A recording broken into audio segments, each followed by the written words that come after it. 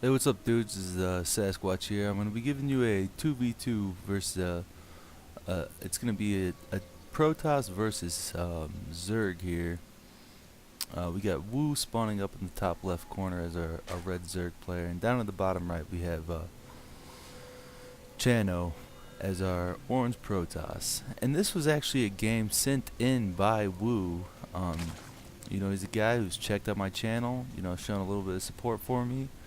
And so I'm just gonna give this dude a shout out. And that goes along for anybody. If you want to subscribe to my channel, send your replays to um, SasquatchStarcraft at gmail.com. I'll leave a link in the section below if I remember. If I don't, you can call me out about it or whatever.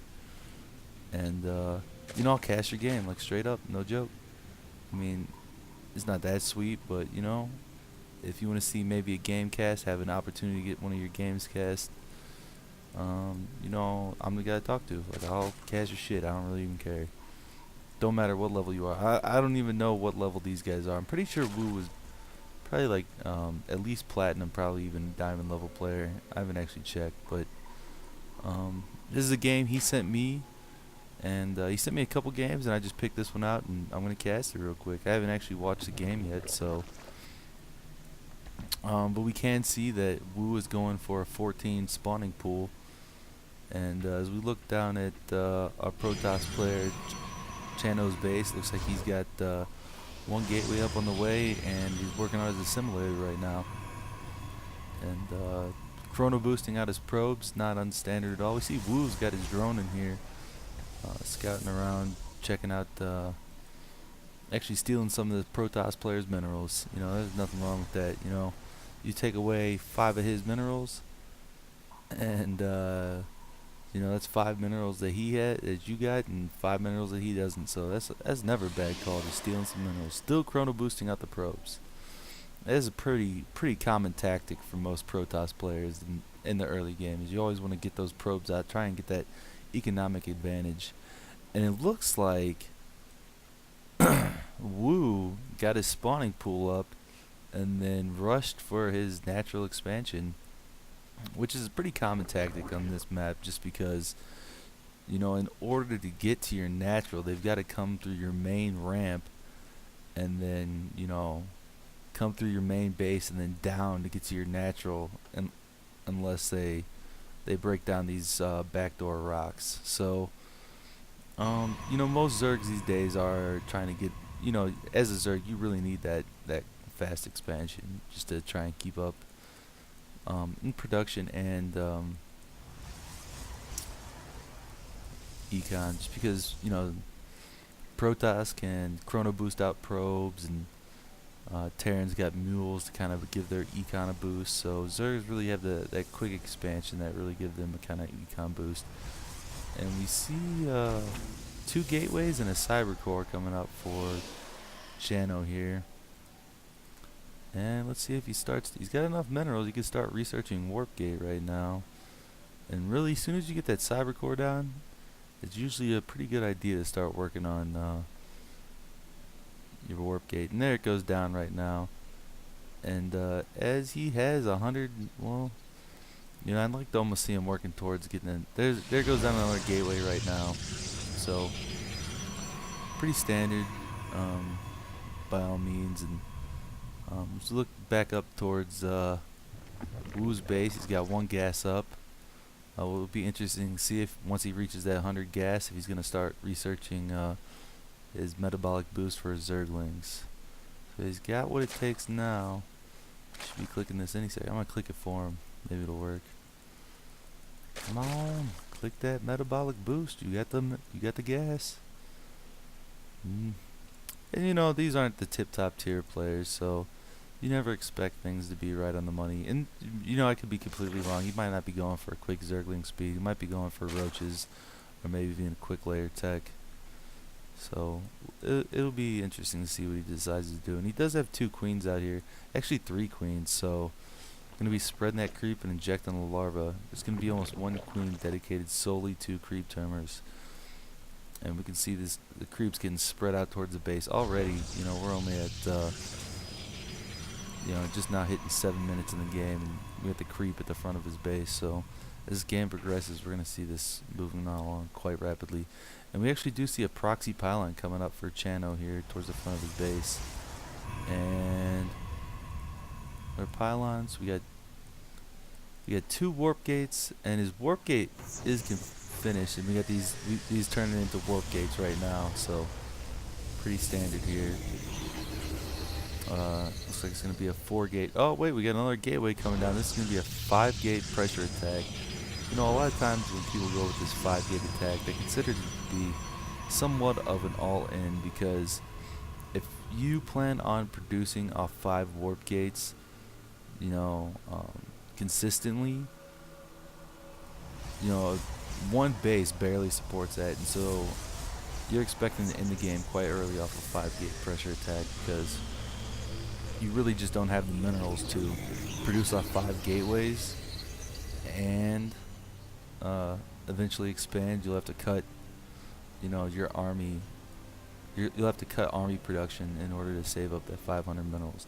And as we do see, it is actually pretty high in the minerals right now. But with these warp gates done, up at here, he should be really starting warping some units in. We do see a pretty decent sized stalker army coming up towards the front, and we got some zerglings running up. We're actually going to see a lot of pressure here, and so Wu needs to react correctly. He's got a lot of gas up in a roach warren, so he needs to get some roaches out. And I'd like to see for chAnO to really, apply a little more pressure. That's just one queen right there. Right now is when he needs to apply the pressure. Take out that queen. That queen's almost dead. He needs to get up there, take that queen out. Right now, chAnO has the advantage. If he waits much longer, look, we got 8 roaches on the way. And so, prior to that, he was clearly in the army advantage. But once these roaches pop, man, chAnO's really going to have to step his game up. And we got good creep spread throughout the base. You see the roaches focusing down the zealots. Another wave of roaches moving in, knocking out these stalkers. They're going to have to back up. There's just too many roaches there. Warping in some more zealots here in the back. It's pretty good. Pretty good stand, I guess, decently on top of his macro. He's still got a lot of minerals and gas saved up. So, not warping in those units, I guess, as quick as he could. But another wave comes in, another wave of zealots. They still got a lot of gas. I'd almost like to see him get some sentries in this mix, just to try and, split this army in half and only fight half of it at a time. And really, you would want to advance with your whole army at the same time. And it looks like he doesn't even have these hotkeys right now, which is a little confusing. But really, he's got these zealots taking on these roaches. He needs to move these stalkers up and work on these roaches too. Now, the roaches were able to kite the zealots and just straight up take on the stalkers. Really out, and then we got a spine crawler popping up in the back, and it looks like these roaches are going to clear out most of these stalkers here. Maybe not. Well, we do got a bunch of roaches and a bunch of lings hanging out down here, and we got them all moving up now. And do we have any more? We got a couple more reinforcements being worked in. He's still pretty heavy on the gas. I'd like to see him get some aside from Zealot, just because, it's always good, to equalize your gas and minerals. And if you got extra gas, you need to get rid of that. There's no sense in working a bunch of Zealots unless you feel it's a key core unit to your army structure. As we can see, this push has been pretty much nullified, and now that he's had these 2 bases pretty much up and running for quite some time now, and he's even got that spire going, we're likely going to see, yep, there goes our first muta. We're going to see some mutas popping here. So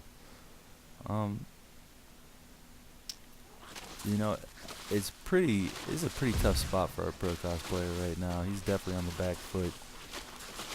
Our Zerg player has been up on 2 base for quite some time now, and really defended that attack pretty easily. And chAnO screaming fucking Zerg. And, it was a good attempt at a rush, but it just wasn't executed as properly as it could have been. I think with maybe a couple sentries in there, and had he force fielded some of the roaches, split the roaches in half, and then um, he trapped them up against his zealots and actually used the stalkers to attack at the same time, maybe the battle would have gone a little differently. And you can see he is working on his nexus right now, and so his gas is still way too high, and that's why I would like to have seen get some sentries out, and especially with this push coming in from the Zerg player. He's definitely not prepared for this, so he needs to force field the ramp, but he's got no sentries. I mean, as soon as he knows his rush is coming, he needs to prepare for it. There's no way he's prepared for this. He needs to get a sentry out and force field the ramp, and it's just not happening. He's warping in a couple more zealots. One zealot for, what is this, 8, 9, 10, 11, 12, 13 roaches. No, this is going to be a pretty one-sided battle. Here we even do have a couple mutas hanging out. He needs to cancel his nexus too. The nexus is doing him no good. This is going to be over pretty quickly. Look, he's got 95 minerals. Had he, it wouldn't have made that big of a difference, but canceling that nexus was a waste of 400, or letting that nexus finish was a waste of 400 minerals, and so that was a pretty quick GG.